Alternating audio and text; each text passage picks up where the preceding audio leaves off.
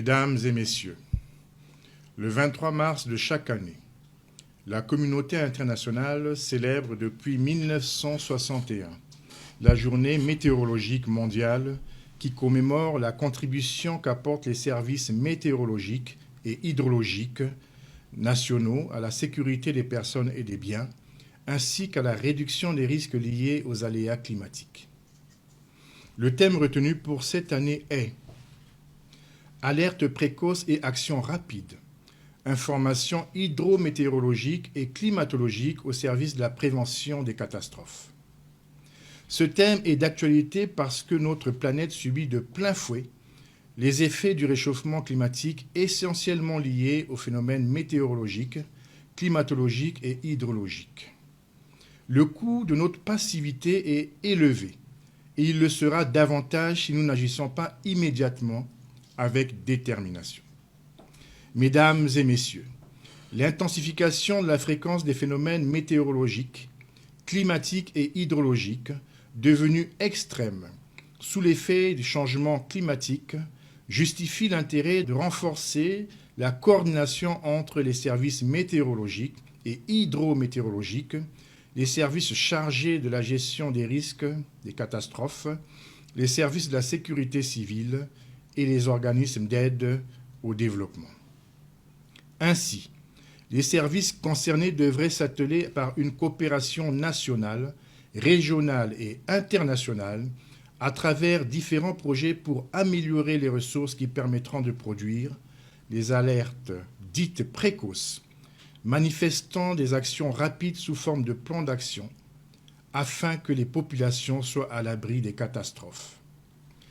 Cette approche coopérative ne peut être salutaire que dans la mesure où elle libérera les intelligences pour une meilleure prise en compte des différentes problématiques.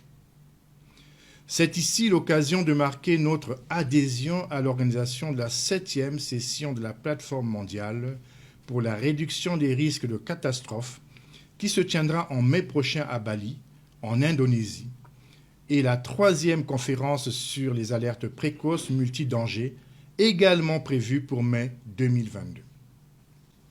Mesdames et messieurs, au niveau régional, afin de fournir des conseils, d'illustrer les meilleures pratiques mondiales et l'expertise en matière des systèmes d'alerte précoce, la République du Congo prend régulièrement part aux différentes réunions annuelles, notamment celles sur l'état des lieux des services climatiques en Afrique centrale. En effet, la République du Congo est un acteur majeur de la préservation et de la protection de l'environnement. Son Excellence, M. Denis Sassou Nguesso, président de la République, chef de l'État, s'est engagé depuis plusieurs décennies dans la mise en œuvre des politiques et initiatives mondiales favorisant la protection et la préservation de l'environnement, mais également le développement des services météorologiques. C'est à cet effet que le gouvernement de la République, pour de meilleures performances des services publics dans le domaine, ne ménage aucun effort pour le renforcement des capacités de l'Agence nationale de l'aviation civile et de la Direction de la météorologie nationale.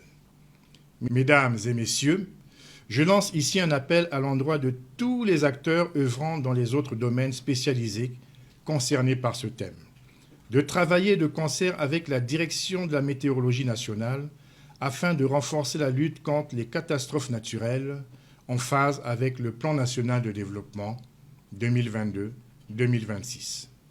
Par conséquent, je sensibilise la population congolaise à consulter régulièrement les informations météorologiques mises à leur disposition par les services météorologiques à travers les médias de façon à être informés de toute situation climatique. Vive la République du Congo, vive la coopération internationale. Je vous remercie.